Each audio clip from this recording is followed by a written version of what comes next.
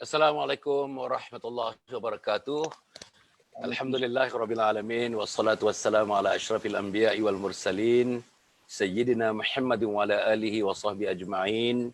Subhanaka la ilma lana illa ma 'allamtana innaka antal alimul hakim. Wa la haula wa la quwwata illa billahil aliyyil azim. Qala rabbi shrah li sadri wa yassir li amri wahlul 'uqdatam min lisani yafqahu qawli. Amma ba'd. Para penonton yang hormati sekalian, alhamdulillah berjumpa kita kali tuan-tuan dan puan. Insya-Allah hari ini hari yang ke-8 Ramadan dan besok hari yang ke-9 Ramadan.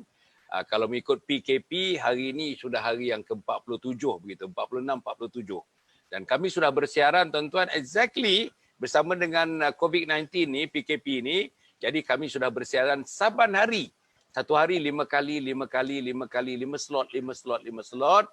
Sejak daripada 18 hari bulan Mac sampailah sekarang ini sudah masuk 46-47 hari kita bersiaran. Alhamdulillah, macam biasa tuan-tuan, pukul 5 suku sampai 6 suku.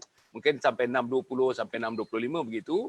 Kita mengadakan program sembang-sembang petang dengan tajuk-tajuk pilihan dan tajuk-tajuk itu kita sampaikan secara sembang-sembang begitu, tetapi mesejnya kita nak sampaikan kepada saudara para penonton yang hormat Islam dengan hormatnya. Mesej itu untuk membina diri, untuk mengislah diri kita, untuk menjadi Muslim yang lebih baik, menjadi mukmin yang lebih baik, ayah yang lebih baik, suami yang lebih baik, isteri yang lebih baik, anak-anak yang lebih baik, dan sahabat-sahabat yang lebih baik, dan seluruhnya umat yang lebih baik insya-Allah.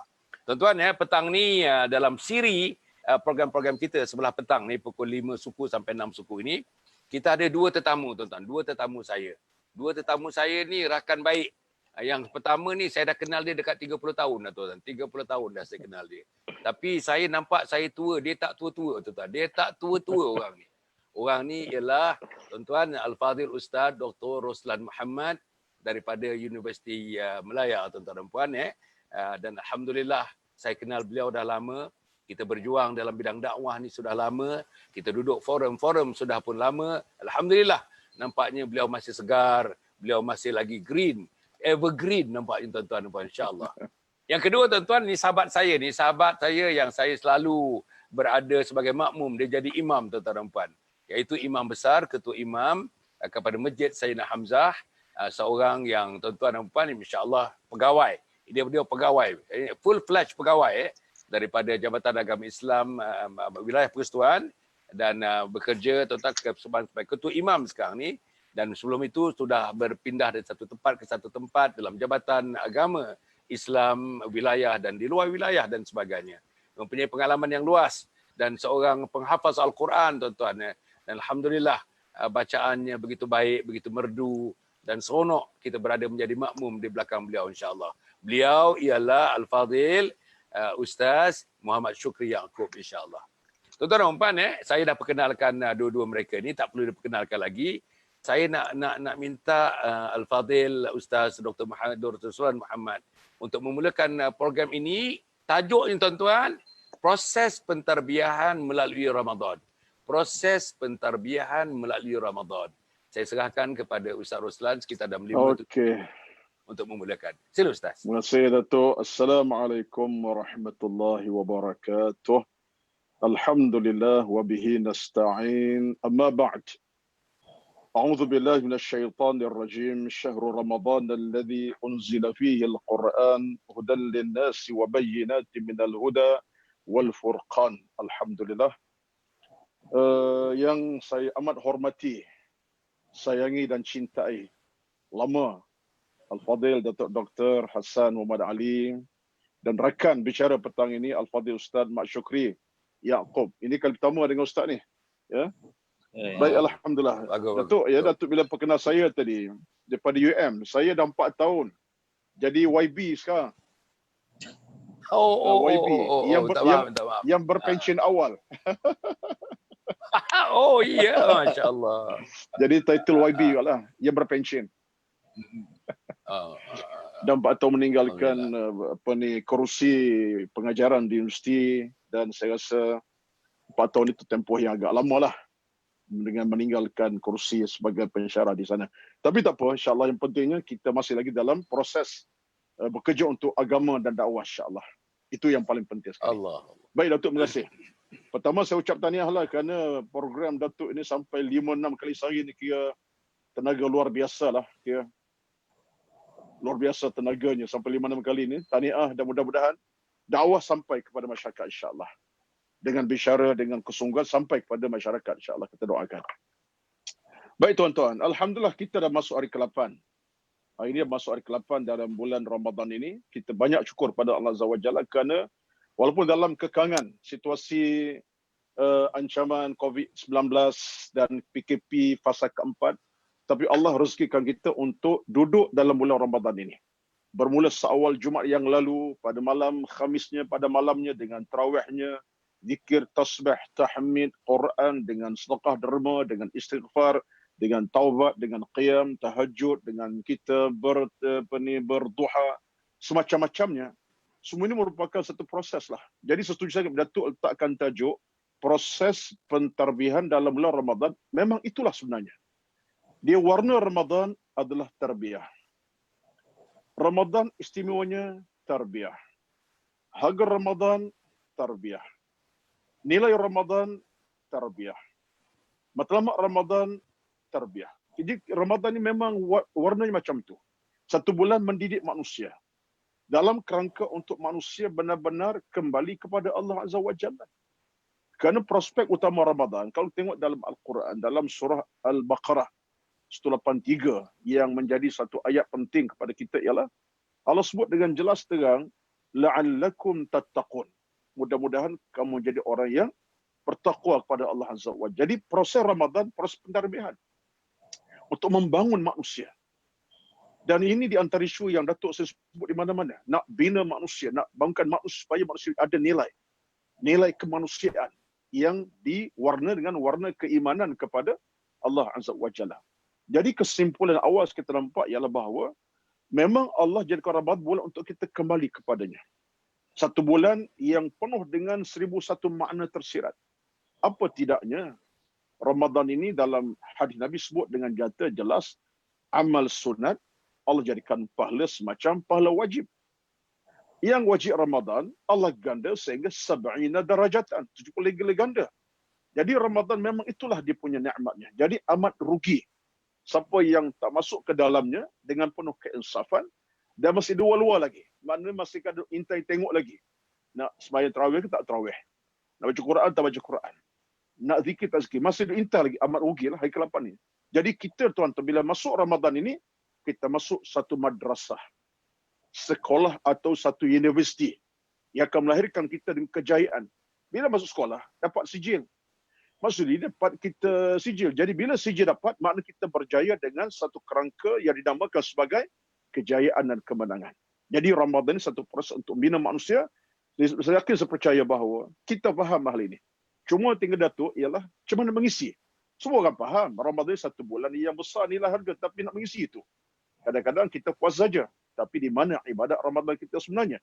Satu, Ramadan datang package. By package. Dia tak berpisah. Ramadan datang by package. Dia ada qiyam, ada siyam. Ada siyam, ada qiyam. Siyam siang hari, qiyam dia malam hari. Jadi kita kena packagekan dia. Jadi kalau kita lihat Ramadan proses pentarbiyan, mana kita kena ambil package. Siyam kita lakukan, qiyam kita laksanakan. Qiyam dengan mana kita merapati Allah Azza wa Jalla dengan tilawah, dengan zikir, tasbih, tahmid, dengan tahajud, dengan semacam-macamnya. Kerana ini adalah proses pentarbiyan. Yang terakhirlah, sekejap. Jadi kita akan ambil masa untuk panjang lagi ni. Yang terakhir bagi saya ialah apa makna tarbiyah dalam agama? Tarbiyah adalah satu proses pendidikan dan pembangunan kemanusiaan.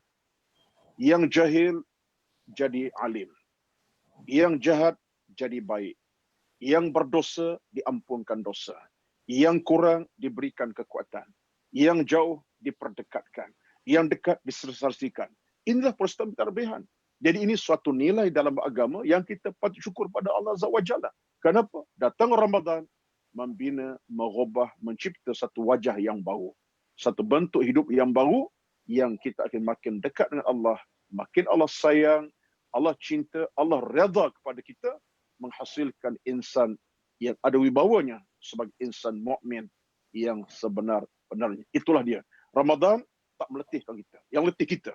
Ramadan akan jadikan kita lebih terkehadapan dalam agama. Wallah, itulah tu di antara mukadimah saya lah. Alhamdulillah. Okey. Tuan-tuan dan puan, satu mukadimah yang sangat cantik, mukadimah yang komprehensif, dalam bahasa yang mudah, tuan-tuan, disusun begitu rupa. Cerita Ramadan ini package. Tuan-tuan, mukadimah tadi pun well package lah, tuan-tuan. Packagingnya sangat cantik. Saya tertarik dengan warna Ramadan ialah tarbiyah, nilai Ramadan ialah tarbiyah, harga Ramadan ialah tarbiyah, matlamat Ramadan ialah tarbiyah. Masya Allah, tuan-tuan. Kalau begitulah arti dan harga tarbiyah, macam mana, tuan-tuan? Kalau kita jauh-jauh daripada kita mentarbiah diri, jauh-jauh daripada kita proses tarbiyah ini, tuan-tuan. Dan juga disebut tadi, cantik, tuan-tuan, cantik. Saya belajar pada petang ni. Memang benda ni biasa disebut, tetapi nak dilengkapkan cara kata orang, cara duality, dichotomy macam itu, rasanya Dr. Ruslan telah meletakkannya dalam satu yang cantik. Apa dia? Siangnya siam, malamnya qiyam. Allah, tuan-tuan, cantik, tuan-tuan. Siam dan qiyam. Dan itulah bentuk pengisian. Dan ditanya tadi, apa pengisiannya? Pengisiannya ialah siam waktu siangnya dan qiyam waktu malamnya. Saya nak pergi kepada yang berbahagia Al-Fadhil Ustaz Muhammad Syukri Yaakob. Tuan-tuan, Ustaz, kalau kita dengar tadi daripada apa yang dimukadimahkan, jelas kepada kita di sini, jelas kepada kita bahawa pengisiannya Ramadan ini, kalau nak dapatkan apa yang dikatakan arti Ramadan, makna Ramadan, arti yang tersurat dan arti yang tersirat, arti yang dapat diketengahkan dalam bentuk yang dapat dilihat, yang tidak dapat dilihat, sudah tentunya lah mempunyai pengisian-pengisiannya. Tadi sudah disebut secara kasar, pengisian-pengisiannya sudah disebut. Tapi dalam sebagai tuan imam, ketua imam, dalam satu masjid yang besar, tuan-tuan, masjid yang besar di Batu Muda ini, apakah pengisian-pengisian untuk mengisi program tarbiyah bagi melahirkan tadi ujung Dr. Ruslan sebut, insan mukmin, insan muslim, insan muttaqin, insan yang bertakwa kepada Allah Subhanahu Wa Taala. Itu dia punya produk, dia punya final produk yang kita nak lahirkan. Macam mana, Ustaz? Sila. Terima kasih kepada berbahagia Datuk Dr. Hasan, dan seterusnya terima kasih kepada sahabat saya Dr. Ruslan di atas penjelasan dan juga penerangan dan juga perkongsian yang telah melontarkan mutiara-mutiara ilmu, kata-kata hikmah, dan juga beberapa yang kita boleh kongsi untuk kita lebih dekat kepada Allah Subhanahu Wa Taala, dan juga lebih kita memahami Ramadan itu, dan juga Ramadan itu lebih dekat dengan kita, insya-Allah.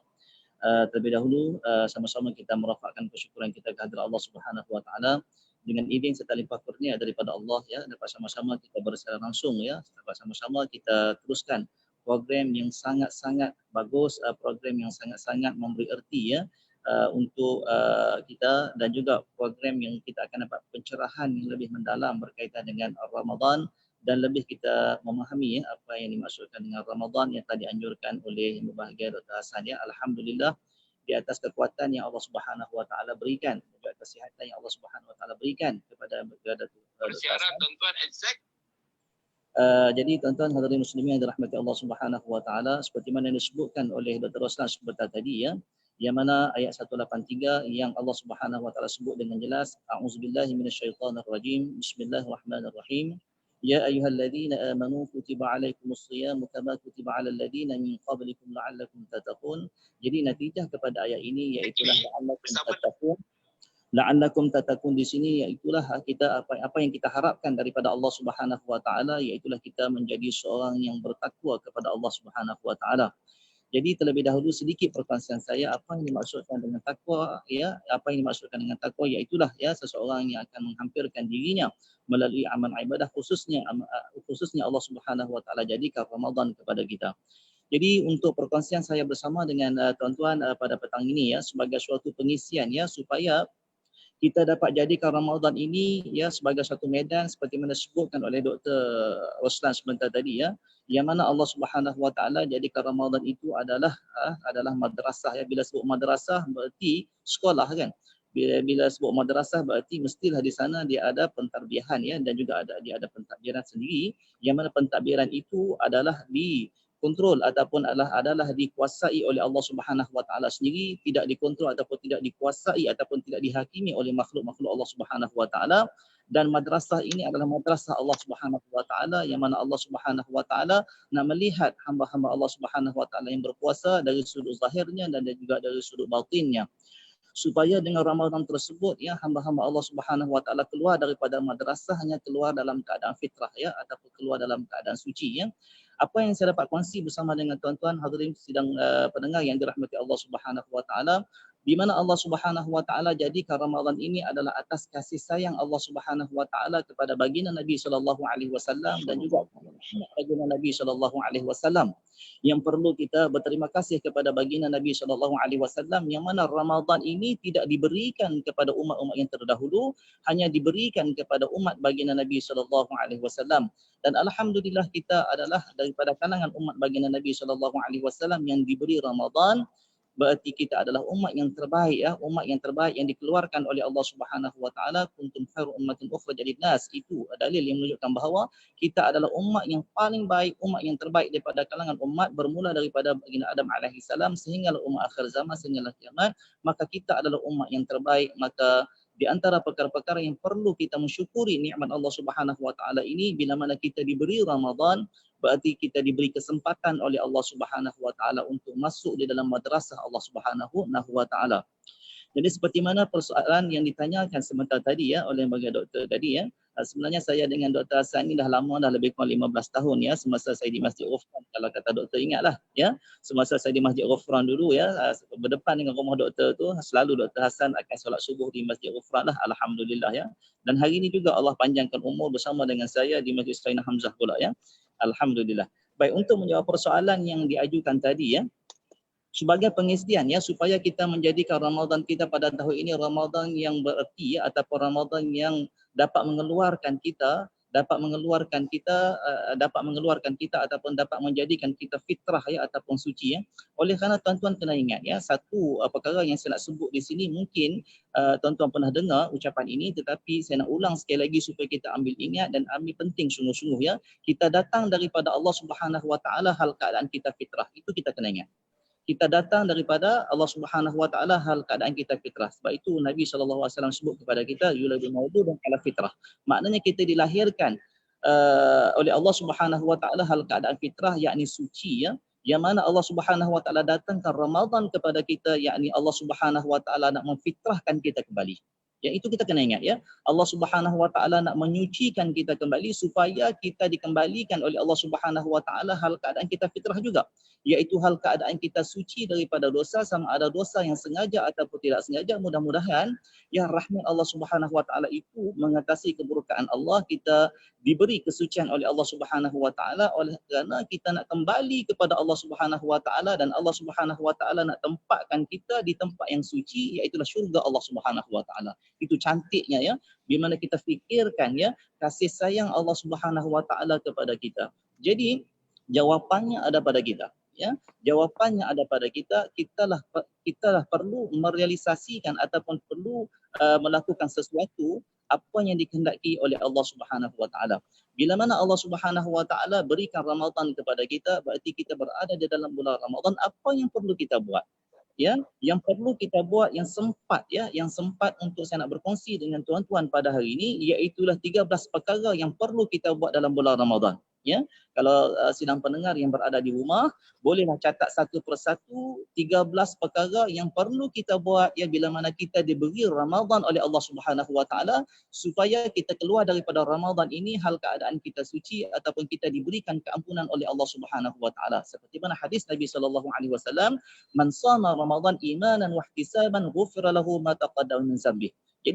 Jadi sesiapa yang diberi akan Ramadan oleh Allah Subhanahu Wa Taala kan, man shama Ramadan, sesiapa yang berpuasa pada bulan Ramadan ya, dengan penuh keimanan dan juga mengharap akan keampunan daripada Allah Subhanahu Wa Taala, maka Allah Subhanahu Wa Taala akan memberi keampunan kepada dosa-dosa dia yang telah lalu. Jadi apa yang kita harapkan daripada Allah, dan begitu juga para salihin yang harapkan daripada Allah, iaitulah keampunan ya, ataupun kesucian daripada Allah Subhanahu Wa Taala. Mudah-mudahan kita laksanakan 13 perkara yang saya nak sebutkan ini, mudah-mudahan kita menjadi hamba Allah Ya, mudah-mudahan kita menjadi hamba Allah, kita tidak menjadi hamba dunia, dan juga kita tidak menjadi hamba nafsu, dan juga kita tidak menjadi hamba sesiapa sahaja, melainkan kita hanya menjadi hamba Allah Subhanahu wa taala sahaja.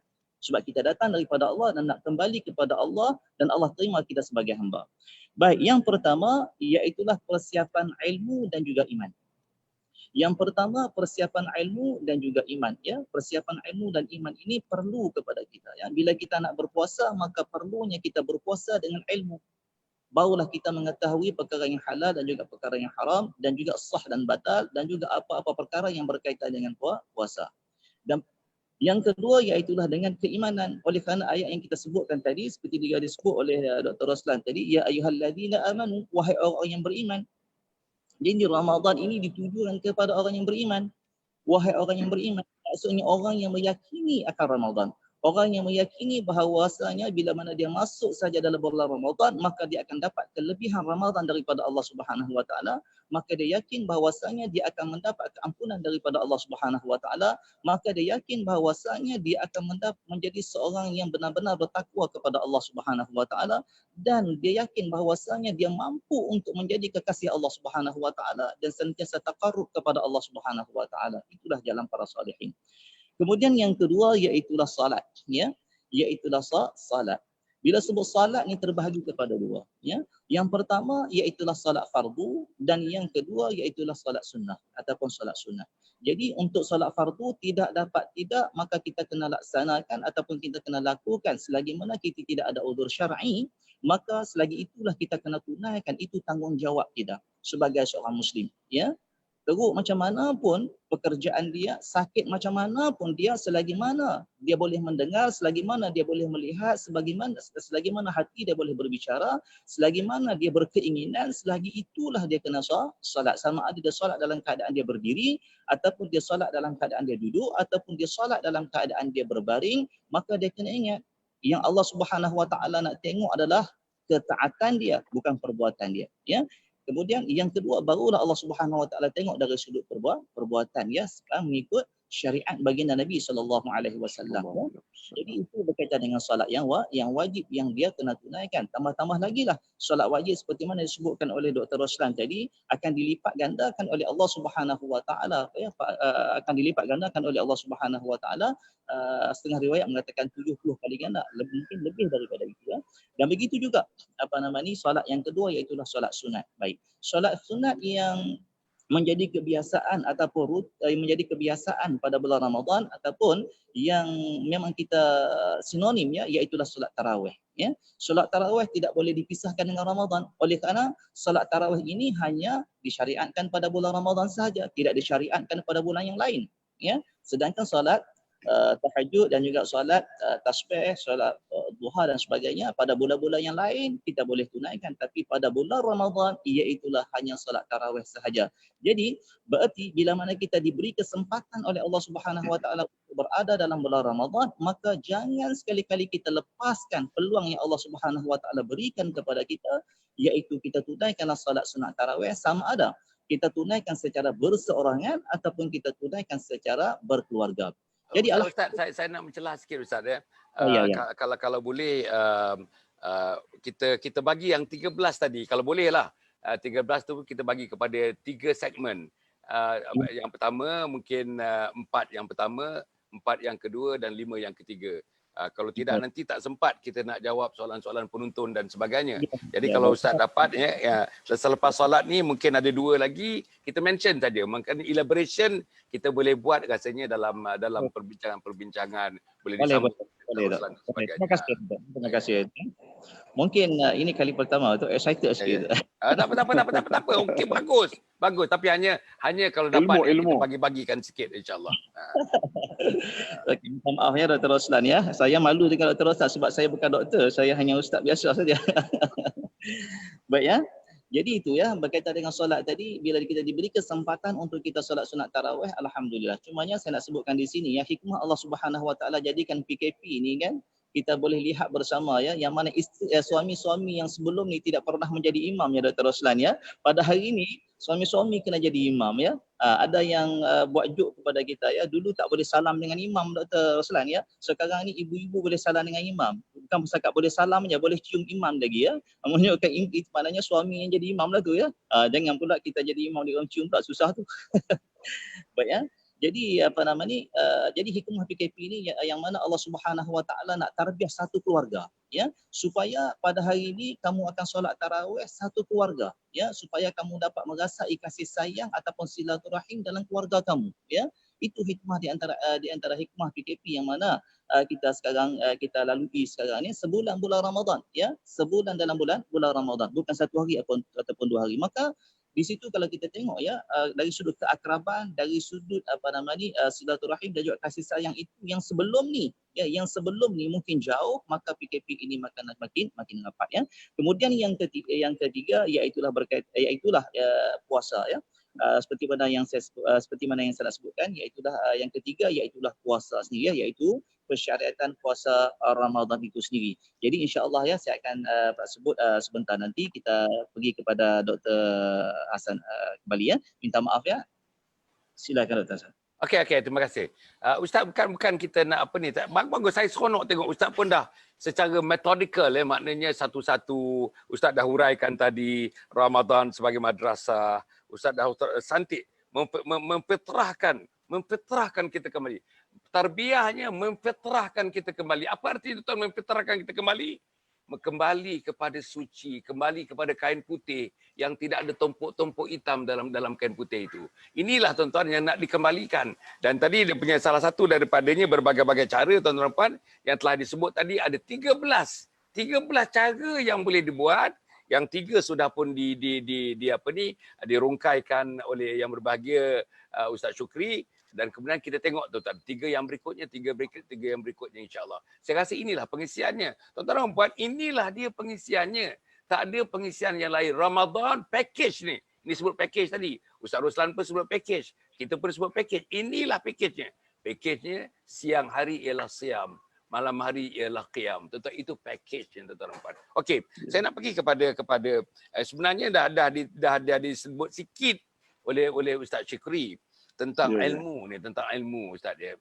Kita dah cerita dah begitu hebatnya, masya-Allah, begitu hebatnya tawaran Allah Subhanahu Wa Taala. Inilah Ramadan, inilah yang Allah bagikan. Amalan sunat digadekan kepada fardu, fardu digadekan kepada 70 kali fardu. Pintu neraka ditutup rapat, pintu syurga dibuka seluas-luasnya. Syaitan dan iblis dibelenggu dan sebagainya tuan-tuan. Tak masuk lagi Lailatul Qadar, berbagai-bagai lagi tuan-tuan tawaran Allah Subhanahu Wa Taala. Tetapi Ustaz, tuan-tuan ya, dalam kajian-kajian yang dibuat daripada respon kita ni dah 47 hari dan tuan-tuan, 47 hari. Jadi termasuk isteri-isteri, orang perempuan banyak bagi respon kepada kita. Maksudnya tuan-tuan, tidak ada lagi pergerakan yang jelas yang nampak di peringkat rumah. Ustaz, di peringkat rumah ni tak ada pergerakan yang nampak. Yang pertama, nak jadikan rumah itu madrasah Ramadan. Tak lagi pergerakan yang nampak bahawa yang 1, 2, 3 yang disebut oleh Ustaz Syukri tadi tak nampak jelas. Tidak ada lagi pergerakan bahawa ayah-ayah, orang yang tua dalam rumah itu, orang yang tahu dalam rumah itu mengimamkan solat misalnya dalam solat tarawih. Tidak lagi nampak pergerakan tuan-tuan anak-anak muda dalam rumah itu. Anak-anak kita daripada umur 8 tahun sampailah umur 23 tahun, 24 tahun yang tinggal di rumah kita. Tak nampak lagi pergerakan itu. Masih lagi dengan handphonenya, masih lagi dengan video gamenya, masih lagi dengan tuan-tuan dengan filem-filem yang terbaik ditayangkan sekarang dalam bulan Ramadan tuan-tuan. Semua saluran filem yang terbaik. So anak kita terpaku, anak kita tuan-tuan terbelenggu dengan filem-filem tersebut. Atas saya kabarkan senario ini Ustaz Al-Fadhil Dr. Roslan, macam mana caranya masyarakat ataupun kumpulan manusia yang menjadi ketua keluarga, yang mengisi keluarga, ahli-ahli keluarga dapat membuka satu ruang, cari satu ruang. Macam mana aku dapat membawa keluarga aku masuk dalam pintu yang disediakan dan menikmati apa itu Ramadan sebagaimana yang disebutkan tadi. Sila Ustaz. Okey, terima kasih Datuk. Saya bila dengar Ustaz Syukri bercakap tadi memang clear dan cantik. Itulah di antara pengisian-pengisian kita harus ambil sebagai pelaksanaan utama. Baik Datuk, sebelum saya pergi lanjut, saya nampak begini. Dalam prospek Ramadan ni sebagai bulan tarbiyah, Ia merupakan satu petanda mahabbatullah. Allah sayang kepada kita ni tuan-tuan. Allah cinta kepada kita hamba-Nya. Allah nak selamatkan kita. Allah rindukan kita jadi orang yang beriman kepadanya. Dapat syurga akhirnya. Dapat rahmat di penghujungnya. Dapat redha di penghujung. Itu yang Allah nak kita sebenarnya. Kau tidak tak tawarkan Ramadan kepada kita. Allah biarkan sajalah. Tak adalah Ramadan kepada kita. Sya'ban, Syawal, berayalah kita. Tapi Allah sayang kepada kita. Dijadikan Ramadan bulan proses untuk membina manusia. Allahu Akbar. Saya ingat kata-kata Imam Al-Ghazali. Kata Imam Al-Ghazali kata, ingatlah Allah sayang kepada hamba-Nya teramat sayang sekali. Sebab itulah maka dalam kesempatan sayang Allah beri kita ruang dan peluang. Takkah Ramadan bulan keampunan? Ramadan bulan kerahmatan? Ramadan bulan pahala melimpah ruah? Ini tanda apa ni? Mahabbatullah kepada kita tuan-tuan. Jadi kalau kita tidak mengambil kesempatan sayang Allah kepada kita, bila lagi tuan-tuan kita ambil kesempatan? Bila lagi tuan-tuan? Bila lagi? Bila lagi tuan-tuan? Jadi bila Datuk sebutkan tentang isu keluargaan tadi, amat penting dan setuju Datuk. Sebab dalam Ramadan satu peluang kita untuk menebalkan cinta sayang sama keluarga. Menebalkan cinta kasih kita sama anak-anak kita. Ini kesempatan. Sebab itulah kita dalam Ramadan, tolong letak seterma dalam Ramadan ini, kita sayangkan keluarga. Sayangkan anak isteri. Sayangkan generasi kita yang menjadi nadi jantung kita. Keturunan kita. Allah. Jadi Ramadan itu tuan-tuan, satu bulan mendidik. Ayah ke didik anak-anak. Satu saya nampak macam Datuk ya. Bila kita tak terma sayang dalam keluarga, ke mana kita nak bawa anak kita? Ke syurga bersama kita. Tak anak kita nanti di pada masyar tuan-tuan. Anak-anak akan cari kita, ayah tolong selamatkan kami. Ayah, selamatkan kami ayah. Tak nak kita tuan-tuan, kita nak di pada masyarakat kita bersama. Lorong yang sama, jalan yang sama, syurga yang sama. Ayah pimpin tangan anak, jom anak-anak abah semua, kita ke syurga bersama. Jom mama bersama dengan baba ke syurga. Allahu Akbar tuan-tuan. Tapi mana kita bermula? Bagi saya Ramadan satu peluang keemasan. Memimpin anak-anak kita. Contoh dalam situasi Ramadan sekarang ini. Saya kira PKP pun Datuk, satu kita nak kata positif banyak. Ya negatif-negatif lah kan. Negatif kerana penyakit itu merebak cara begitu berbahaya. Positifnya adalah kita hidup dalam suatu keadaan seolah-olah tak berpisah kasih. Tengok anak, tengok ayah. Ayah tengok anak malam siang bagi petang. Dan bila sampai masa boleh solat berjemaah. Zuhur berjemaah. Asar berjemaah. Maghrib. Bila masuk dalam waktu isyak berjemaah, sambung dengan sembahyang tarawih. Jadi bayangkan tuan-tuan. Isunya sekarang ialah apa kedudukan ayah dalam keluarga. Ini isu penting. Kalau anda seorang ayah menjadi pemimpin keluarga, anda ambil amanah ini. Sebab apa? Sebab anda ada kekuatan memimpin keluarga anda atas nama agama. Mengajar, mendidik, membentuk, membina, membangun, memberitahu, mengajar sesuatu. Ini penting. Tapi kalau kita tak ada kesempatan ni untuk memimpin solat tarawih, memimpin solat isyak, memimpin solat zuhur, beri tazkirah, baca Quran beramai-ramai, tadarus Quran, ayat ke ayat, surah ke surah, tak boleh banyak pun sikit, satu muka surat, tengok makna, tengok apa di antara maksud, baca, seorang baca makna, kemudian tuan-tuan, puan-puan, apa yang kita lagi nak harapkan pada keluarga kita, tuan-tuan. Jadi bagi saya, isu sekarang ialah kesedaran. Kesedaran penting. Sebab itulah maka kata Al-Imam Al-Qurtubi. Kalau besar tuan-tuan, ini ulama dia boleh tafsir. Bila dia tafsirkan ayat, ini saya nak kaitkan. Satu ayat pada surah An-Nisa Datuk. An-Nisa ayat ke-9. Ustaz Tuan Imam kita lebih tahulah. Ya. Dia hafiz Al-Quran. Ayat ke-9 An-Nisa. Apa kata Allah Azza wa Jalla? وَلْيَخْشَ الَّذِينَ لَوْ تَرَكُوا مِنْ خَلْفِهِمْ ذُرِّيَّةً ضِعَافًا خَافُوا عَلَيْهِمْ فَلْيَتَّقُوا اللَّهَ وَلْيَقُولُوا قَوْلًا سَدِيدًا. Allahu Akbar. Kata Imam Al-Qurtubi. Kalau siapa baca ayat dengan nada keimanan, dalam watak bapa yang ada anak-anak, watak suami ada isteri, ada keluarga, dia akan menangis tak sudah tangisannya. Sebab apa? Sebab Allah kata, "Wal yakhshal ladina law taraku min khalfihim." Wahai ibu ayah, wahai sang ayah, khasnya si ayah, tolong kamu kena takut kepada Allah kalau kamu tinggalkan anak-anak kamu, anak yang lemah keimanan. Allahu Akbar. Yang lemah takwa, yang tak ada takwa, yang tak ada iman dalam agama. Kamu tinggalkan mereka, kosong jiwa, kosong hati. Allah kata, tolong takut si bapa. Tolong takut kepada Allah Azza wa Jalla. Kata Imam Qurtubi, kalau seorang ayah yang ada amanah memimpin anak, faham ayat ini, dia akan menangis, tak sudah menangisnya. Malam siang, sebab apa? Dia akan rasa kegagalannya, kelemahannya. Sebab apa? Tinggalkan anak yang tak cukup agama dan iman. Maka tuan-tuan, Ramadan ini peluang kita nak pulangkan balik kekuatan tadi. Mengapa tidak kita ambil kekuatan itu? Kalau kita ambil kaedah beragama tuan-tuan, atas asas cintakan keturunan, cinta keluarga, maka inilah kekuatan kita kena cari. Jangan kita abaikan. Pimpin. Bawa. Ya, mungkin kita ada kejahilan seorang ayah. Tak mampu untuk memimpin solat. Tapi dekati rapati anak. Bincang anak. Ayah seorang yang lemah. Ayah seorang yang jahil. Ayah bukan ustaz. Ayah bukan hafiz Quran. Ayah tapi ayah nak anak-anak ayah. Anak yang berjaya. Anak-anak yang bertakwa. Anak-anak yang beriman. Anak yang hidup selain akhirat. Ayah nak tak ada. Ayah memang ayah kurang. Ayah tak ada ilmu. Ayah mungkin silap dalam hidup. Tapi ayah nak tengok anak ayah berjaya dunia akhirat. Ini pesaka ayah sampai mati. Tuan-tuan, apa salah? Kita bincang hati ke hati, duduk bersama. Ya, kita nak memimpin, mungkin tak mampu. Kerana kelemahan kita, tapi kita bercakap dalam nada. Tanda sayang ada. Tanda kasih ada dengan hati kejiwaan yang begitu menebal. Anak akan faham. Oh, ayahku, ayah yang benar-benar nak aku berjaya. Nak aku menjadi orang beriman. Tuan-tuan, ini faktor-faktor yang kita kena mantapkan dalam Ramadan ini. Saya bercakap bukan soal tarawih saja, soal yang lain. Tilawatul Quran, kejutkan anak untuk bangun bertahajud awal pagi. Jangan hanya kejut untuk sahur. Bang, nak sahur kita pukul 4, pukul 3. Dah, kejutkan. Bang, belum bersahur, ambil wuduk, hampas sejadah, rukuk 2 rakaat kepada Allah Azza wa Jalla. Abang minta kepada Allah, minta ayah selamat. Ayah ni dalam keadaan beriman. Bang pun sama berjaya di akhirat. Contohnya, pimpin tuan-tuan tangan mereka. Bukan bangun sahur, makan, minum. Terpimpin untuk bertahajud. Doa kepada Allah Azza wa Jalla. Tuan-tuan, kerja-kerja ini proses tarbiyah. Sebab itulah bagi saya, bila kita bercakap tarbiyah, dia merangkumi semua perkara.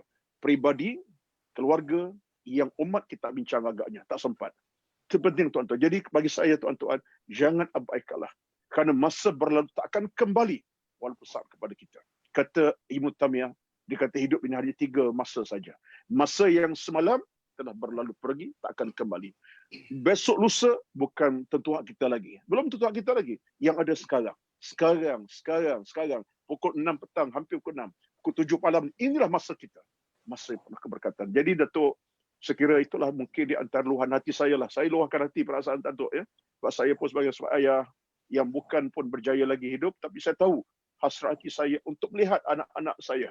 Keluarga berjaya dunia akhirat. Kita semua macam itulah. Sebab kita hidup zaman yang penuh kepancaroba. Zaman mencabar keimanan kita. Zaman mencabar akhlak umat Islam ni. Jadi kita nak balik pada pangkal jalan, maka Ramadan ni 1 bulan nak didik, nak bangun, nak bina kembali atas apa kelemahan kita.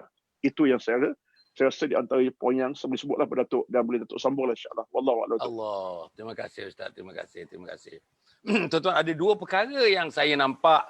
Banyaklah perkara, tapi saya nak tunjulkan 2 perkara yang ditimbulkan. Satu tadi, tuan-tuan dengan cara puitis dan cara yang boleh mengalirkan air mata dan separuh mengalirkan air mata tadi Dr. Ruslan. Jangan tinggalkan anak dalam keadaan jiwa mereka yang lemah. Jangan tinggalkan anak dalam keadaan mereka tidak berilmu tentang agama. Jangan tinggalkan anak dalam keadaan mereka tidak mampu untuk mengamalkan agama. Jangan tinggalkan anak dalam keadaan mereka mengesampingkan agama. Jangan tinggalkan anak dalam keadaan mereka tidak duduk bersama-sama untuk bincang adik-beradik macam mana nak mempertekadkan amalan agama. Itu ya. Yang kedua, yang disebut tadi ialah tentang bincang daripada hati ke hati. Tuan-tuan, bagi ayah-ayah, saya rasa, minta maaf tuan-tuan, minta maaf. Ini dalam kajian saya selama 40 tahun. Ustaz, 40 tahun dah. Tuan-tuan dan puan, kemampuan ayah-ayah di mana juga terbatas. Maklumlah tuan-tuan, kita sekolah dulu pun pendedahan kurang. Dan masuk universiti pun pendedahan kurang. Lepas tu kita nak mencari rezeki untuk anak dan berbagai-bagai profession kita buat, maka pendedahan agama pun kurang. Jadi dengan dalam kurang itulah menggunakan Ramadan ini sebagai madrasah. Disebut tadi, agama Ramadan ini madrasah. Jadi dia kata, tuan-tuan, Dr. Ruslan kata, bincanglah hati ke hati. Jangan malu-malu tuan-tuan. Inilah masa. Kalau kita malu hari ini, mungkin sepanjang-panjang hidup kita dimalukan oleh Allah Subhanahu Wa Taala. Kalau kita tuan-tuan ragu-ragu untuk berbincang dengan anak. Kita dah bincang macam-macam. Nak kahwinkan anak, tanya Ustaz Ruslan. Saya dah pergi majlis Ustaz Ruslan punya perkahwinkan anak-anak. 2 kali dah saya pergi. Berapa banyak planning kita. Nak tidur dengan isteri, cerita. Bangku itu nak susun macam mana. Meja itu nak susun macam mana. Bincang. Tapi tuan-tuan, berapa orang nak bincang? Kelemahan ayah ni, ayah nak bagi engkau tahu bahawa engkau kena jangan sambung macam ayah. Jangan hidup macam ayah. Ustaz Roslan kata tadi, jangan hidup macam ayah. Kamu mesti hidup sempurna, menjadi insan yang sempurna dan kamu mesti lead orang dalam keluarga dan akhirnya leading umat Muhammad sallallahu alaihi wasallam. Jangan jadi macam ayah. Walaupun bagaimanapun ayah sekarang ni suka nak melakukan satu islah pada diri ayah dalam bulan Ramadan dan bulan barakah. Tuan-tuan, saya nak pergi kepada Ustaz Syukri. Ustaz tadi boleh teruskan yang tadi baru sampai 3 Ustaz ya. Maknanya ada 10 lagi. Agaknya kalau kita pergikan tajuk-tajuk, lepas tu saya nak minta ulas. Oleh kerana imam ni saya tuan-tuan kalau misalnya Ramadan yang lepas tuan-tuan dia bagi-bagi kat masjid tu. Saya diberikan 5 pagi subuh berturut-turut. Tuan-tuan inilah masjid yang hari Senin ada kuliah subuh, hari Selasa ada kuliah subuh, hari Rabu ada kuliah subuh dalam bulan Ramadan. Saya diberikan yang lepas ialah 5 kuliah subuh berturut-turut. Ustaz Syukri ambil 5, Ustaz Fauzi Draman ambil 5. Tuan-tuan nampak Datuk Hassan masa tu Datuk Hassan masih hidup lagi. Dia mengambil 5 dan sebagainya. Apa yang saya nak sebut tuan-tuan dan puan yang jelas ni tuan, yang jelasnya, tapi Ramadan ni mungkin berbeza sikit. Pada hari yang biasa ni, tuan-tuan, partisipasi daripada anak-anak umur 13 tahun nak balik sampailah umur 20 tahun. Kita ambil range umur macam itu. Nampaknya sangat-sangat dhaif tuan-tuan, sangat-sangat dhaif. Jadi dalam keadaan kedhaifan itulah saya harap boleh komen sikit dan teruskan yang ke-4, yang ke-5, yang ke-6, yang ke-7 sampai yang ke-13. Kalau dapat mention tajuk-tajuknya, lepas tu Ustaz mengulas pula tentang kurangnya participation daripada anak-anak muda untuk memperbaiki diri kita. Hatta dalam bulan Ramadan, kalau misalnya pun ada, tuan-tuan, tak ada COVID dan sebagainya, minggu pertama hampak tikak di luar. Ramai yang datang. Minggu kedua dah susut. Yang susut tu kebanyakan anak muda yang susut. Minggu ketiga lagi susut. Minggu yang keempat kita baliklah dalam macam mana hari-hari biasa. Itulah jumlah jamaah yang ada yang dapat bertahan sampai minggu yang keempat. Anak muda, saya pernah perhatikan ustaz-ustaz. Tak tahu saya dia ambil mazhab mana. Habis 4 rakaat, tuan-tuan, dalam minggu yang kedua, minggu yang ketiga, habis 4 rakaat, anak muda dah balik dah. Saya tak tahulah dia nak sebut di rumah 4 rakaat dan sebagainya, tuan-tuan dan puan. Ustaz, ini imam dia tengok sendiri. Imam dia rasa sendiri. Imam dia ada pendapat dia sendiri. Jadi tuan-tuan, pengalaman dia. Pengalaman dia. Baik, terima kasih bagi Dr. Hassan ya di atas persoalan yang diajukan itu tadi ya. Jadi boleh kita kongsi bersama ya sesuai dengan perbincangan kita pada petang ini, itulah proses pentarbiahan ya. Jadi untuk proses pentarbiahan ini perlu kepada proses pentakbiran terlebih dahulu ya. Perlu kita mendahulukan proses pentakbiran dahulu ya. Bagaimana kita sebagai seorang ayah ataupun kita sebut sebagai seorang leader lah kalau dalam ahli keluarga kita, ayah itu merupakan ketua keluarga ya. Bagaimana kita mentakbir diri kita dengan Ramadan? Bagaimana kita mentakbir diri kita ya dengan puasa? Bagaimana kita mentakbir diri kita dengan perkara-perkara yang fardu? Bagaimana kita mentakbir diri kita dengan perkara-perkara yang sunnah ataupun perkara-perkara yang dianjurkan oleh Allah Subhanahu wa taala ya. Dan begitu juga bagaimana selepas kita melihat kepada pentakbiran diri kita sendiri, iaitu bagaimana kita menguruskan diri kita dengan perkara-perkara yang fardu dan juga menguruskan diri kita dengan perkara-perkara yang sunat, barulah kita melihat pula kepada isteri kita. Bagaimana pula kita nak menguruskan isteri kita dengan perkara-perkara yang wajib ke atas dirinya, perkara-perkara yang sunat ke atas dirinya. Begitu juga setelah mana kita selesai mentakbir diri kita dan juga isteri kita, barulah kita melihat bagaimana pula untuk kita mentakbir anak-anak kita. Ya, bagaimana kita mentakbir anak-anak yang berada di bawah taungan kita. Selepas itu barulah kita melihat kepada masyarakat. Jadi kalau kita tengok pada hari ini, masyarakat kita lebih melihat kepada orang lain berbanding daripada dia melihat dirinya, isterinya dan juga anak-anaknya. Kadang-kadang dia membiarkan anak-anak dia tidak datang untuk solat tarawih berjamaah, tetapi tentang diri orang lain dia lebih sibukkan. Sedangkan yang akan memperoleh syafaat iaitulah daripada anak-anak dia. Mudah-mudahan menjadi anak yang soleh, anak yang dapat memberi syafaat kepada diri dia. Itu yang perlu kita fikirkan ya. Bila mana kita sebagai seorang ketua keluarga, sehari ini kalau kita tengok hikmah Allah Subhanahu Wa Taala, yang mana Allah Subhanahu Wa Taala jadikan PKP supaya kita duduk di rumah bersama-sama dengan ibu dan juga ayah kita, pada hakikatnya Allah Subhanahu Wa Taala nakkan supaya kedua ibu bapa itu tadi sibuk dengan keluarga dia, ya, sibuk memerhati tentang anak-anak dia. Sejauh mana dirinya dengan Allah, sejauh mana diri isterinya dengan Allah, sejauh mana diri anak-anaknya dengan Allah Subhanahu wa Taala, ya. Jadi bila kita memikirkan perkara-perkara tersebut, barulah kita akan dapat suatu natijah bagaimana proses akan berlaku dalam rumah tangga supaya rumah tangga tersebut menjadi rumah tangga yang sakinah, ya, sebuah rumah tangga yang mawaddah ataupun sebuah rumah tangga yang akan mendapat keberkatan daripada Allah Subhanahu wa Taala dengan dia melihat dirinya sendiri, ya. Baik. Itulah yang disebutkan oleh Dr. Roslan sebentar tadi, ya. Saya suka sangat apa yang disebut sebagai nilai, ya. Jadi bila mana seorang ayah ataupun leader bila melihat Ramadan itu mempunyai nilai, barulah dia ada kesungguhan ataupun momentum ataupun dia ada suatu energi untuk dia lebih memperbanyakkan amal ibadah pada bulan Ramadan. Sebab apa? Bila mana kita melihat sesuatu itu yang ada nilai. Contohnya, bila mana kita melihat sesuatu itu yang ada nilai, iaitu kita ambil satu contoh yang cukup mudah, iaitulah emas. Ya, suatu masa dulu kita dengar, ya, mungkin Dr. Roslan ingat ataupun Dr. Hasan ingat, ya, suatu masa dulu di Terengganu, ya, dihebohkan dengan adanya emas, ya, yang keluar daripada sungai dan sebagainya, maka berduyun-duyun manusia datang ke Terengganu untuk mendapatkan emas oleh kerana dia bukan melihat emas itu, tetapi dia melihat nilai yang ada pada emas itu. Dan begitu juga bila mana Allah Subhanahu wa Taala datangkan Ramadan kepada kita, bagi kita yang melihat Ramadan itu yang mempunyai nilai, maka kita akan bersungguh-sungguh beribadah pada bulan Ramadan, bukan untuk diri kita sahaja, malahan untuk isteri kita dan juga anak-anak kita juga. Oleh kerana apa? Pembantu dan penolong di dunia dan di akhirat adalah isteri dan juga anak-anak kita, dan juga isteri dan anak-anak juga boleh menjadi penyebab kepada kita untuk ke neraka Allah Subhanahu wa Taala, dan juga anak dan isteri kita juga boleh menjadi penyebab untuk kita ke syurga Allah Subhanahu wa Taala. Bergantung kepada siapa? Bergantung kepada leader, iaitu kepada bapa ataupun kepada ayah, ya. Baik.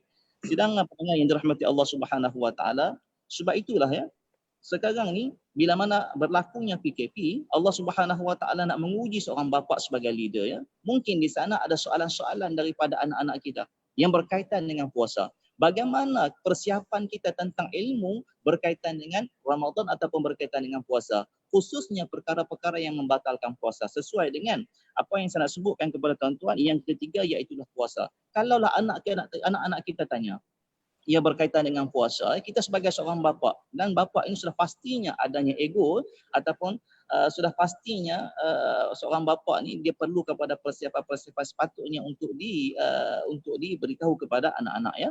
Jadi bila anak-anak tanya tentang puasa, apakah puasa zahir dan apakah puasa batin? Sedangkan dari sudut puasa itu dibahas, puasa dari sudut zahir dan puasa dari sudut batin. Puasa dari sudut zahir iaitulah puasa yang mana kita tidak makan dan minum dan kita tidak melakukan perkara-perkara yang boleh membatalkan puasa secara zahir, ya. Secara zahir bermula daripada terbitnya fajar sehinggalah terbenam matahari, itu yang kita boleh nyatakan secara umum. Dan sementara puasa secara batin iaitulah puasa yang mana kita menjaga hati supaya hati kita tidak mempunyai sifat hasad, dengki dan sebagainya, ya. Dan begitu juga kita menjaga daripada sifat-sifat mazmumah yang boleh mengurangkan dan juga sehingga boleh membatalkan puasa. Itu mungkin sekadar itu kita boleh jawab, tetapi lebih lagi daripada itu mungkin susah untuk kita menjawab. Jadi di sini satu ujian Allah Subhanahu wa Taala kepada kita, kita boleh mengukur diri kita, ya, sejauh mana kita dengan ilmu berkaitan dengan puasa. Kemudian yang keempat iaitulah Al-Quran. Jadi terdedah kepada kita pada hari ini, ya, Dr. Hasan, ya, sebenarnya hikmah PKP. Hikmah PKP ni, isteri ni kadang-kadang dia tak tahu kata suami dia tak boleh baca Quran, Dr. Pun ada juga, ya. Kadang-kadang suami yang mengelak pun banyak juga, kan. Kadang-kadang bila isteri tanya, abang dah baca Quran ke, abang dah tadarus di mana, di office kat tadi, ya, abang dah tadarus di surau tadi, padahal abang pergi melepak tadi dah. Mungkin berlaku sebelum ni, tetapi hikmah PKP ni, maka suami itu tidak boleh tidak dia duduk di rumah. Nampak tak? Kalau dalam masa sebulan ni dia tak pernah buka Quran, maka rahsianya akan terbongkar. oh rupa-rupanya dulu bukan pergi surau tapi pergi tempat lain. Mungkin ya itu hikmah di sebaliknya. Begitu juga dengan anak-anak ya, kita boleh mengukur dari sudut bacaan Al-Quran anak-anak itu sendiri. Kadang-kadang bapa ni sibuk bekerja siang malam, malam baru balik. Kadang-kadang buka puasa pun tak sempat dengan anak-anak, buka puasa di office, buka puasa dengan kawan-kawan. Tetapi hikmah PKP ini Allah Subhanahu Wa Taala bagi mak bapak duduk di rumah dan juga mak bapak ni boleh tengok anak-anak dia membaca Al-Quran dan boleh baca Al-Quran sekali dengan anak-anak. Boleh tengok anak dia sejauh mana anak dia baca Al-Quran ya. Begitu juga dengan ibunya, sejauh mana ibunya boleh baca Al-Quran. Kadang-kadang mak bapak kedua-duanya tidak boleh membaca Al-Quran. Kadang-kadang satu keluarga pun tidak boleh membaca Al-Quran. Kata Nabi SAW, jangan kita jadikan rumah kita seperti mana kubur. Itu kita kena ingat. Ya? Maknanya dalam rumah kita perlunya kita hidupkan dengan bacaan Al-Quran. Walaupun daripada anak, walaupun daripada suami, walaupun daripada isteri, mesti kita hidupkan rumah kita dengan bacaan Al-Quran supaya jangan kita jadikan rumah kita seperti mana kubur atau sepi daripada ayat-ayat Allah Subhanahu Wa Taala. Oleh kerana apa? Nabi SAW perintahkan kita iqra'ul Quran, bacalah akan Al-Quran. Itu ayat perintah tu ya. Iqra'ul Quran ya'ti yaumal qiyamah. Oleh kerana akan datang pada hari kiamat, maksudnya Al-Quran itu akan datang pada hari kiamat yang berupa syafi'an, yang berupa syafa' li ashabi, iaitu bagi orang yang membaca Al-Quran. Jadi kesempatan yang mana Allah Subhanahu Wa Taala berikan kepada kita pada hari ini iaitulah untuk kita memperbanyakkan Al-Quran. Oleh kerana Al-Quran akan datang kepada kita sebagai pembantu ataupun sebagai cahaya ketika mana kita di akhirat besok kita berada dalam kegelapan. Pada waktu itu kita memerlukan syafaat, maka Al-Quran itu akan datang kepada kita dan mohon kepada Allah, ya Allah, masa di dunia dulu ya Allah, dia senantiasa membaca aku siang dan malam ya Allah. Pada hari ini ya Allah, aku mohon kepadamu ya Allah supaya engkau bagi syafaat ke atas dia ya Allah, kerana dia telah membaca aku ketika mana di dunia dahulu ya Allah. Maka pada ketika itu merasakan bahwasanya Al-Quran ini betapa pentingnya dalam kehidupan kita sebelum kita bertemu dengan Allah Subhanahu Wa Taala. Baik, pendengar dirahmati Allah, insya-Allah yang kedua saya akan sambung sebelum nanti, iaitulah solat sunat tahajud. Sekian, saya kembali kepada Terima kasih. Ustaz, untuk yang ke-5, yang ke-6, yang ke-7, saya ingat kalau dapat nanti kita akan sambung Ustaz, kita akan sambung nanti, saya akan panggil balik insya-Allah. Kita ada hari ni 8 hari, besok 9, kita ada 21 atau 20 hari lagi Ustaz. 20 hari lagi. Saya harap Ustaz dapat melapangkan masa untuk sambung 13 tu. Jadi kalau boleh selepas ini Ustaz akan sebutkan yang ke-6 apa, yang ke-5 apa, yang ke-6 apa, yang ke-7 apa, apa.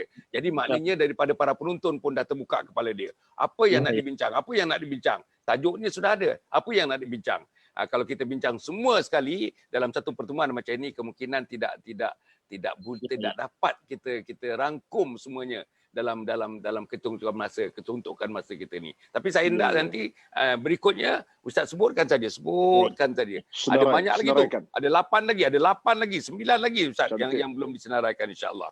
Okey Ustaz Roslan ya. Saya ingat dalam hal tadi tentang proses pentarbiahan ini. Ialah satu tadi tentang pentadbiran. Saya suka tu.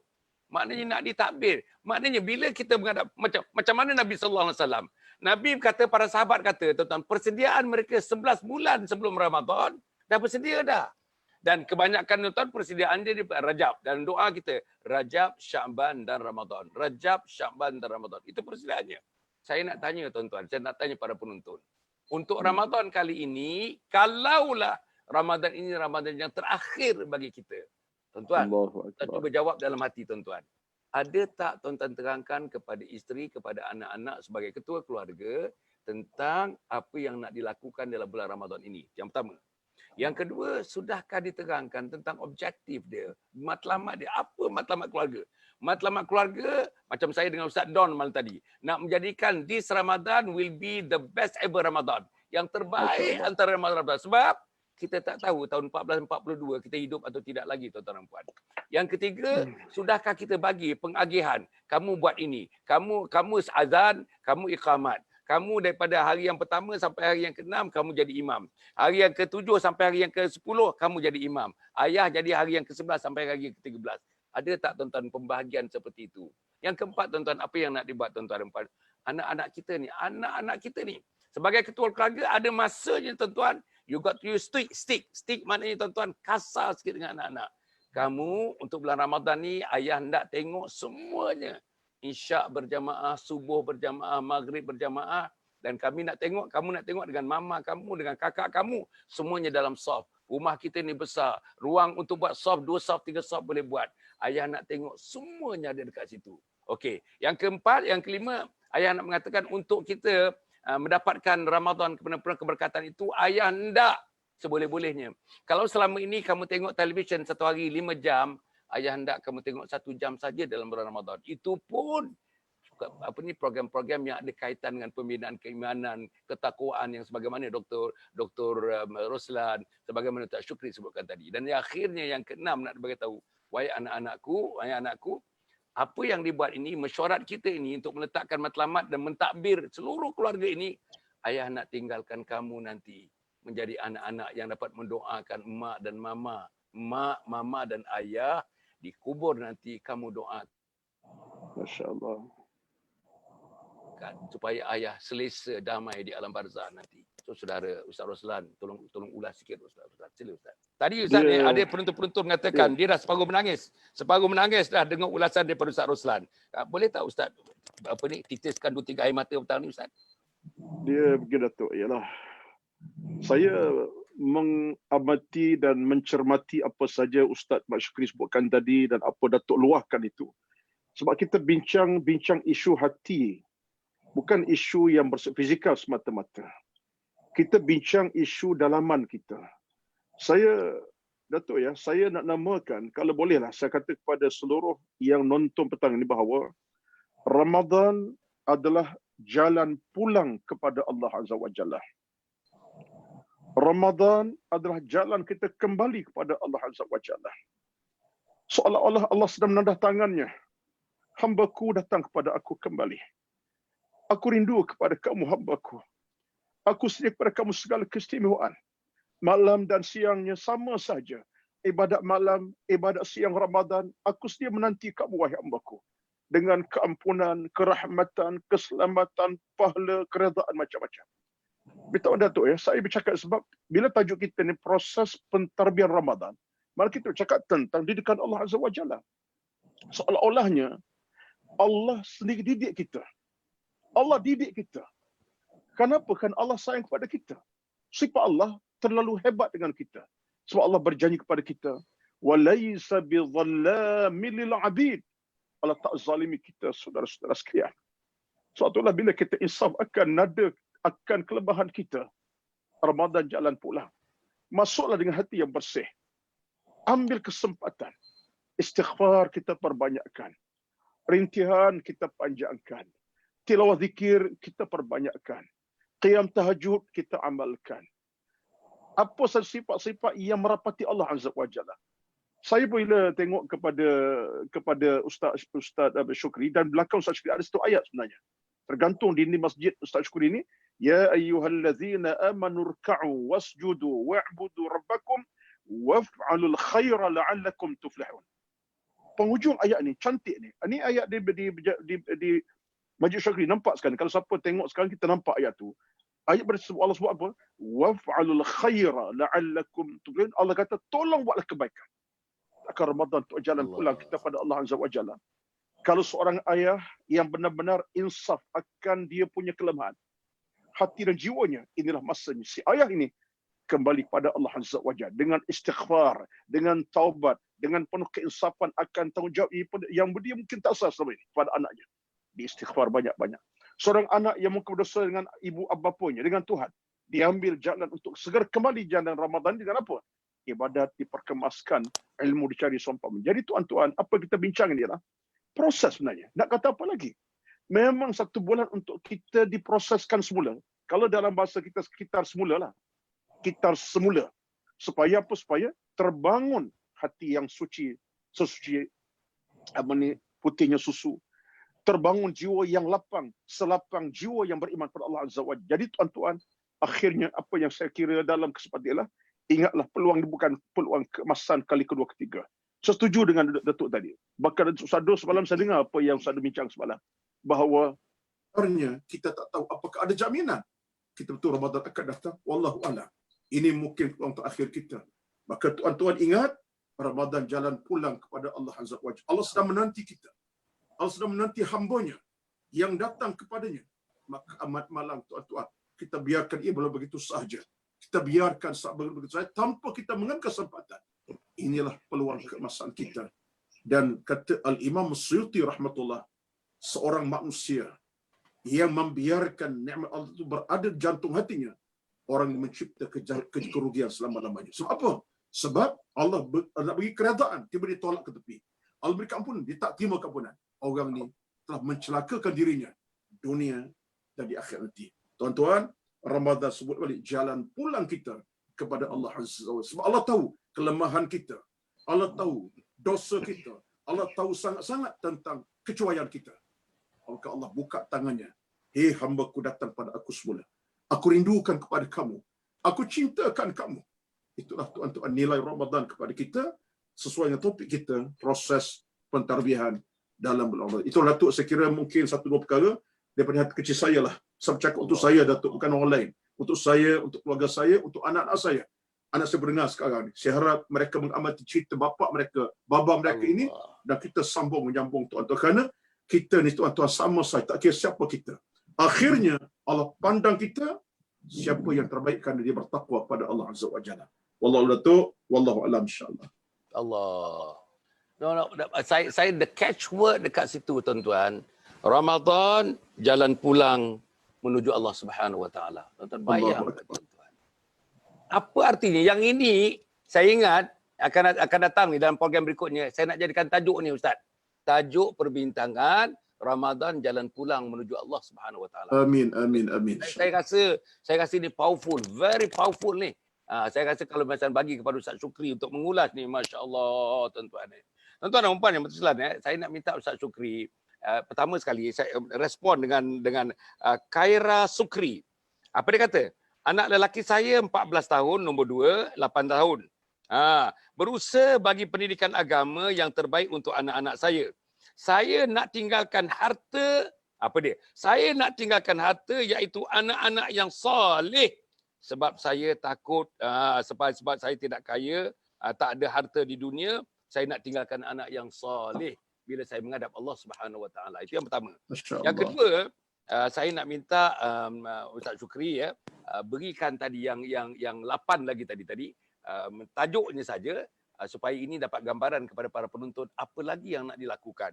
Setelah disebut tadi persediaan ilmu, salat, puasa, Al-Quran, apa lagi yang berikutnya. Kemudian yang ketiga, insya-Allah kalau boleh Ustaz, kita ada hanya dalam 6 minit saja. 6 minit atau 7 minit saja lagi. Kalau dapat disimpulkan semua itu dalam satu package, Allah bagi kepada kita. Dan tuan-tuan, Allah bagi kepada kita ni tuan-tuan, Allah kata terimalah. Tak terima tidak apa, tak ada masalah. Tidak ada paksaan. Ambillah, tak ambil pun tak apa. Tuan-tuan, betul. Jangan tidak tuan-tuan, jangan tidak ambil. Kalau abuk, ambil abuk. Kalau bongkah, ambil bongkah. Kalau berat, ambil berat. Kalau ringan, ambil ringan. Kalau tidak tuan-tuan dan puan, kita ditinggalkan oleh Allah Subhanahu wa taala. Tuan-tuan bayangkan, di dunia kita ditinggalkan Allah. Macam mana nanti kita nak menghadap tuan-tuan? Di kubur ditinggalkan Allah. Di padang mahsyar ditinggalkan Allah. Di atas mizan ditinggalkan Allah. Di titan sirat ditinggalkan Allah. Masya Allah tuan-tuan. Jadi saya nak minta yang berbagi Ustaz Syukri, ini yang terakhir. Mungkin dalam 6 minit tuan-tuan simpulkan macam mana caranya. Tapi jangan lupa tu, yang 8 lagi tu kena disebut juga insya-Allah. Sila. Baik, terima kasih kepada yang bahagia Dr. Hassan ya. Terima kasih juga kepada yang bahagia Dr. Roslan di atas perkongsian yang sangat-sangat memberi erti pada petang ini ya. Jadi untuk sambung semula ya, apa yang saya sebutkan tadi 13 perkara tadi sebelum terlupa ya Dr. Hassan ya. Sebelum terlupa saya ulangi balik ya. Yang pertama tadi iaitu persiapan ilmu dan juga iman. Kemudian yang kedua iaitu salat. Yang ketiga iaitu puasa. Yang keempat iaitu Al-Quran. Yang kelima iaitu salat sunat tahajud. Yang keenam iaitu muhasyarah. Yang ketujuh iaitu zikrullah. Yang ke-8 iaitu taubat. Yang ke-9 iaitu sedekah. Yang ke-10 iaitu sabar. Dan yang ke-11 iaitu doa dan juga munajat. Yang ke-12 menanti Lailatul Qadar. Dan yang ke-13 iaitu istighfar ya. Itu ada 13 ya, 13 perkara yang perlu kita laksanakan ataupun perlu kita mulazamah ataupun senantiasa ya. Senantiasa kita lakukan di dalam bulan Ramadan ya. Kita tidak tentukan masa, maka kita sendirilah yang akan menentukan pada waktu mana yang patut kita buat, kecuali solat-solat fardu yang memang sudah maktubah ya. Waktu maktubah itu telah ditetapkan oleh Allah Subhanahu Wa Taala, ya, perlu kita lakukan ya. Baik, kembali kepada persoalan yang diajukan oleh bagi doktor tadi ya. Kalaulah Ustaz Dr. Roslan menyatakan bahawa Ramadan ini adalah perjalanan pulang kita kepada Allah Subhanahu Wa Taala ya.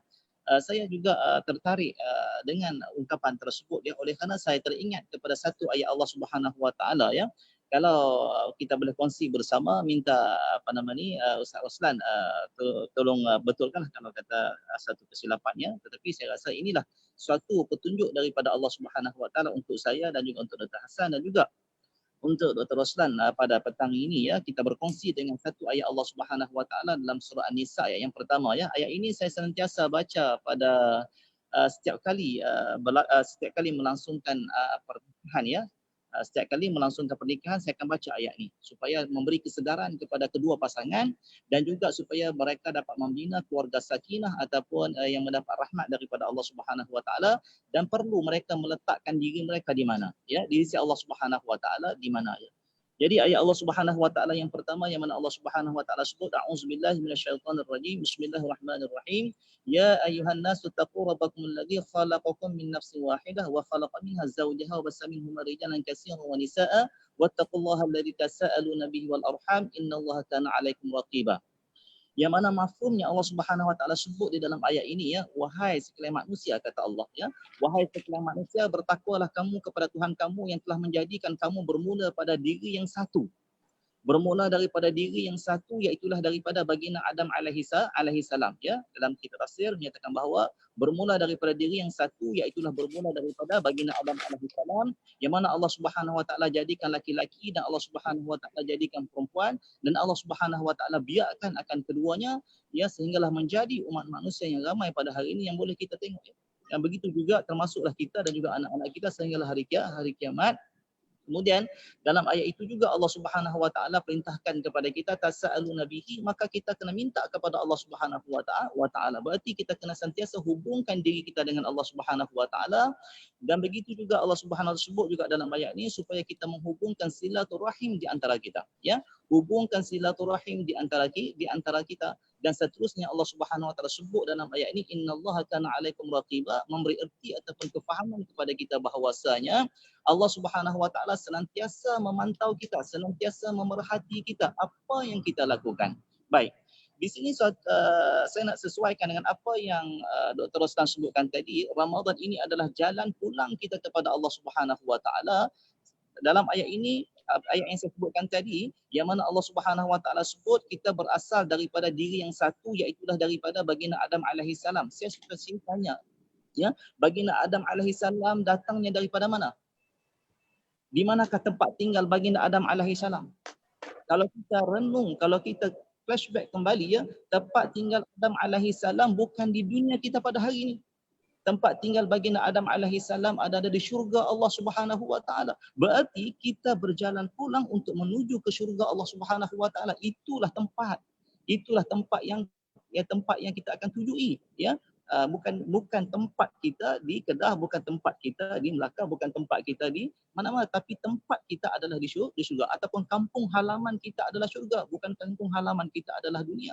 Berarti sesuai dengan apa yang disebut oleh Dr. Roslan tadi, kita menuju kepada Allah Subhanahu Wa Taala, berarti kita menuju ke syurga Allah Subhanahu Wa Taala. Oleh kerana kita akan memandang Allah Subhanahu Wa Taala di syurga Allah Subhanahu Wa Taala. Bila mana Allah berkehendakkan kita menjadi hamba yang Allah kasihi, maka kita diberikan kebenaran oleh Allah Subhanahu Wa Taala di syurga nanti untuk kita memandang Allah Subhanahu Wa Taala. Berarti ya, kampung halaman kita adalah syurga Allah Subhanahu Wa Taala, tempat yang kita akan tuju Allah Subhanahu Wa Taala. Insya-Allah, mudah-mudahan kita menjadi salah seorang daripada hamba Allah Subhanahu Wa Taala, umat baginda Nabi sallallahu alaihi wasallam, ia akan mendiami syurga Allah bersama dengan ahli keluarga kita dan sidang pendengar sekalian. Baik. sedikit perkongsian saya berkaitan dengan proses pentadbiran ataupun proses pentadbiran Ramadan. Dan bila mana Ustaz Roslan sebutkan tadi, iaitu perjalanan kita menuju kepada Allah, saya suka sebut 3 perkara juga di sini, iaitulah Ramadan di mana Allah Subhanahu Wa Taala berkehendakkan untuk iaitu kita kembali kepada fitrah. Berarti Ramadan itu Allah Subhanahu Wa Taala jadikan filter untuk hamba. Ya, Allah Subhanahu Wa Taala jadikan Ramadan itu yang mana Allah Subhanahu Wa Taala nak filter hamba kembali, maka keluar daripada Ramadan, maka keluar kamu hal keadaan fitrah. Itu yang pertama. Kemudian yang kedua, Ramadan Allah Subhanahu Wa Taala berkehendakkan untuk kita senantiasa sibuk dengan Allah Subhanahu Wa Taala. Sebab tu puasa ni yang mana tidak sama dengan ibadah-ibadah yang lain. Kalau ibadah yang lain Allah Subhanahu Wa Taala tentukan pahala, sedangkan Ramadan Allah Subhanahu Wa Taala rahsiakan pahalanya. Dan Ramadan juga adalah salah satu ibadah yang mana mudah untuk kita mendapat keikhlasan daripada Allah. Oleh kerana apa? Semua orang beribadat. Semua orang puasa. Tak ada seorang pun yang tidak berpuasa. Maka mungkin di sana susah untuk timbul perasaan riak dan sebagainya. Ya, kalau ibadah solat mungkin juga kita mudah riak dan sebagainya. Sebab itu Ramadan ini Allah sibukkan kita bermula daripada terbitnya fajar sehinggalah terbenamnya matahari, kita bersama dengan Allah. Berarti kalau kita tidur pun tidur dalam ibadah. Kemudian yang ketiga, iaitulah Ramadan yang mana Allah Subhanahu Wa Taala berkehendakkan kita memandang akhirat, ya. Oleh kerana apa? Ayat yang di belakang saya juga, ya, seperti mana Dr. Roslan sebutkan tadi, ya, ayat di belakang di sebelah kiri saya juga, ya, yang mana Allah Subhanahu Wa Taala sebut jelas kepada kita, ya ayyuhalladzina amanu taqullaha wal tanzur nafsum ma qaddamat lighad wattaqullaha innallaha khabirun bima ta'malun. Dalam ayat itu yang mana Allah Subhanahu Wa Taala perintah, yang mana Allah Subhanahu Wa Taala suruh apa? Ya ayyuhalladzina amanu taqullah, wahai orang-orang yang beriman, bertakwalah kamu kepada Allah Subhanahu Wa Taala, wal tanzur nafsum ma qaddamat lighad, dan pandanglah kamu pada hari akhirat, ya. Berarti Allah berkehendakkan kita senantiasa memandang akhirat.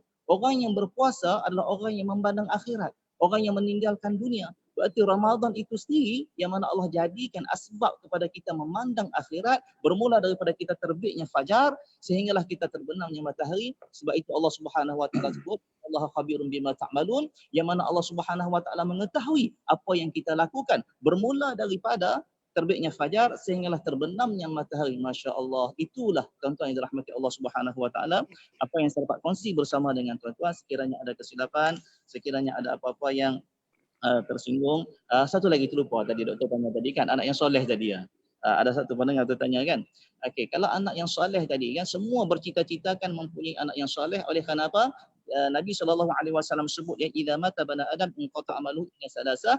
Jadi bila mana matinya anak Adam itu, ya, melainkan 3 perkara sahaja, ya, yang akan bersama-sama dengan dia. Yang mana yang pertama iaitulah sedekahun jariah, yang mana sentiasa sedekah jariah yang mengalir kepadanya. Kemudian yang kedua iaitulah ilmu yang tafa'u bih, itu ilmu yang memberi manfaat kepada dia. Yang kedua iaitu waladun salih, yang ketiga ilmu yang tafa'u bih.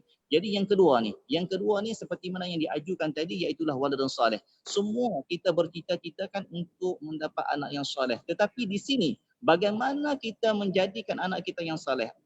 Termasuk juga bagaimana kita proses anak kita, ya. Bagaimanakah berlakunya proses untuk menjadikan anak yang soleh? Itu perlu kita menjadikan satu persoalan. Sebab proses untuk menjadi anak yang soleh ini perlulah bermula daripada diri kita, bukan bermula daripada anak. Ya, jangan kita katakan proses anak yang soleh itu bermula daripada anak. Kalau kita tengok pada hari ini, kadang-kadang ibunya tidak pakai tudung tapi berkehendakkan kepada anak yang soleh. Sebab beranggapan bahawa anak yang soleh itu dapat dilahirkan melalui ibu. Salah sebenarnya, ya.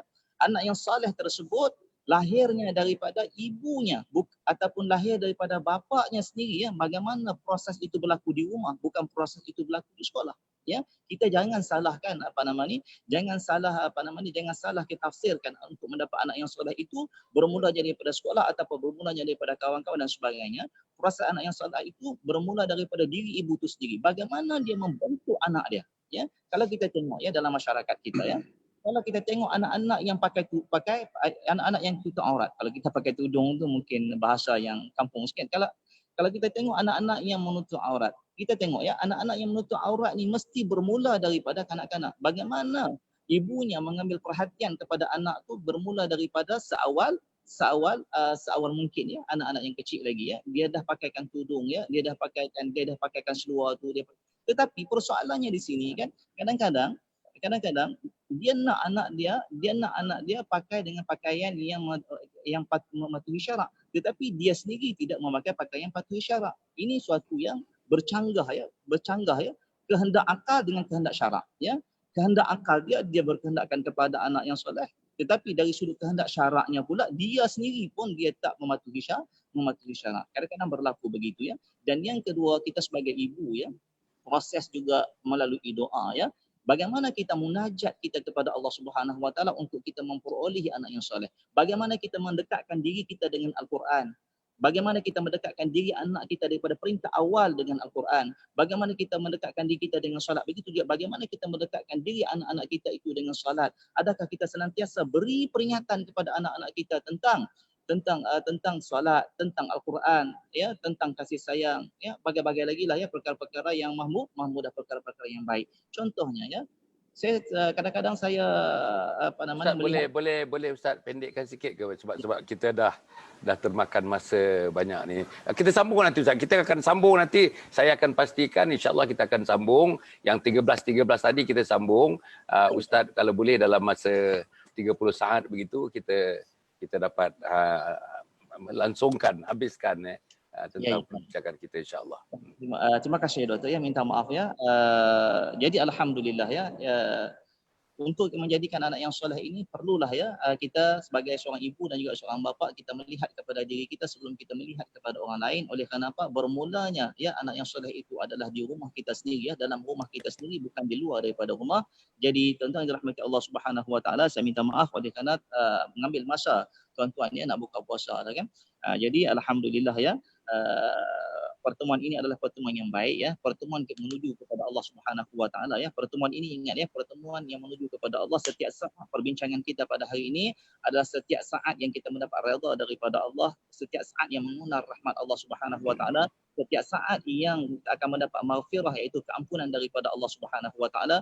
Mudah-mudahan ya silaturahim di antara saya dan juga Dr. Roslan dan juga Dr. Hasan akan berterusan. Mudah-mudahan kita diberi kebaikan oleh Allah Subhanahu Wa Taala. Mudah-mudahan ya kita dipanjangkan umur oleh Allah Subhanahu Wa Taala dalam keredaan. Sekian sekali itu dulu aku qouli hadza wa astaghfirullah. Assalamualaikum warahmatullahi wabarakatuh. Waalaikumsalam warahmatullahi wabarakatuh. Tuan-tuan, saya ingat yang akan datang ni insya-Allah kita akan saya nak undang kedua-dua ahli panel ini untuk berbincang. Tajuknya yang macam saya katakan tadi, Ramadan jalan pulang menuju Allah Subhanahu Wa Taala. Ramadan jalan pulang menuju Allah.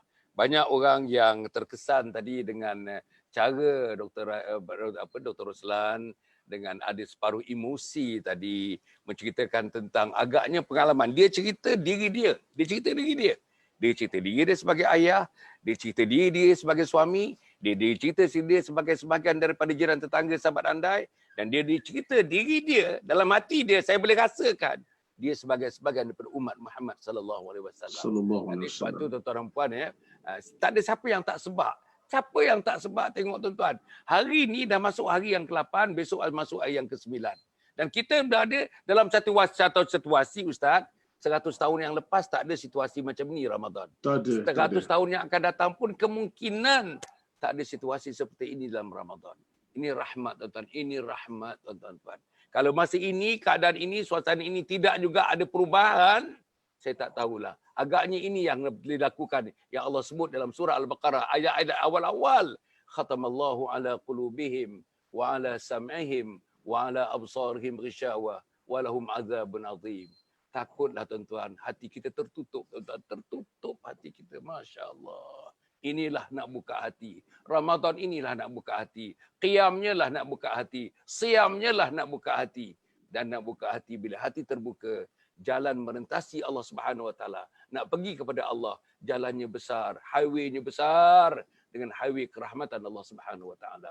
Tuan-tuan ya, terima kasih sangat kepada Ustaz Al-Fadhil Dr. Roslan Muhammad, sahabat saya dah sekian lamanya tuan-tuan. Sekian lamanya sahabat saya. Rindu sambil rindu merindui tuan-tuan. Jumpa, tengok TV dapat dia, tengok TV Hijrah nampak dia, tengok Oasis nampak dia tuan-tuan. Dan terima kasih juga kepada sahabat saya yang paling intim lah tuan-tuan dan puan dengan Al-Fadhil Ustaz Muhammad Syukri Yaakob, ketua imam kepada Masjid Sayyidina Hamzah, dan alhamdulillah juru nikah tuan-tuan, juru nikah Tuan-tuan, siapa yang nak menikah, terasa nak nikah, bolehlah tuan-tuan jumpa Ustaz Syukri ni, insya-Allah. Kemudian tuan-tuan dan puan, kita ucapkan terima kasih dan kita dapat berjumpa lagi pada masa-masa yang akan datang. Mudah-mudahan para penonton yang Ruslan, jangan lupa like and share. Masing-masing tuan-tuan, Ustaz Ruslan ada Facebook, Ustaz Ruslan ada YouTube-nya, dan Ustaz Syukri pun ada Facebook-nya. Pergilah kepada Facebook masing-masing. Raikan Facebook ini tuan-tuan. Raikan apa saja yang tersentuh dalam Facebook. Saya yakin kedua-dua orang ni ada Facebook-nya tidak membawa tuan-tuan menjadi manusia kiri, tapi membawa tuan-tuan menjadi manusia kanan. Ashabul yamin, bukan ashabul shimal, tuan-tuan dan puan. Cukup setakat itu. Kita berjumpa lagi tuan-tuan pada masa yang akan datang. Terima kasih lagi bagi pihak para penonton, kepada kedua-dua ahli panel, dan kita berjumpa lagi insya-Allah. Tuan-tuan jangan lupa malam ni. Malam ni tuan-tuan, malam ini kita ada satu orang namanya Al-Fadhil Ustaz Ahmad Husam Datuk Badarudin. Ustaz Ahmad Husam Datuk Badarudin, anak kepada mantan Mufti Negeri Kedah, iaitu Ustaz Bersamahah Datuk Badarudin Ahmad. Jadi kita berjumpa dia pada malam ini. Besok tuan-tuan dan puan, siang macam ini, seorang tuan-tuan namanya Ustaz Ahmad Kecik. So, Ustaz Mat Kecik tuan-tuan, Ustaz Mat Kecik. Saya dapat berjumpa dengan dia, bukan saya bercakap dengan dia masa dia di kuarantin di salah satu hotel di Kuala Lumpur ni, dan dia tuan-tuan dan puan, alhamdulillah nampaknya walaupun kecil tuan-tuan, dia kecil dan jadi memang dia kecil, tapi nampaknya suaranya begitu hebat, pandangannya begitu hebat, rancangan kerja agamanya begitu hebat tuan-tuan dan puan. Dan pada malam besok tuan-tuan, malam besok insya-Allah kita akan mendengar daripada dua orang tuan-tuan, iaitu Ustaz Ghazali Ibrahim bersama dengan Maulana Usamah dan Ghazali Ibrahim. Kita nak cerita keunggulan para sahabat tiada tandingannya. Keunggulan para sahabat dengan tiada tandingannya. Jadi tuan-tuan jangan lupa, insya-Allah besok pukul 5 ada dan pukul 10 malam pun ada insya-Allah. Tuan-tuan dan puan, cukup setakat itu. Aku qauli hadza wa astaghfirullahalazim li wa lakum wa lisairil muslimin wal muslimat innahu huwal ghafurur rahim. Wassalamualaikum warahmatullahi wabarakatuh. Salam #salam husnul khatimah. Masya-Allah. Amin. Syukran. Syukran, jazakallah khair. Alhamdulillah, terima kasih. Allah.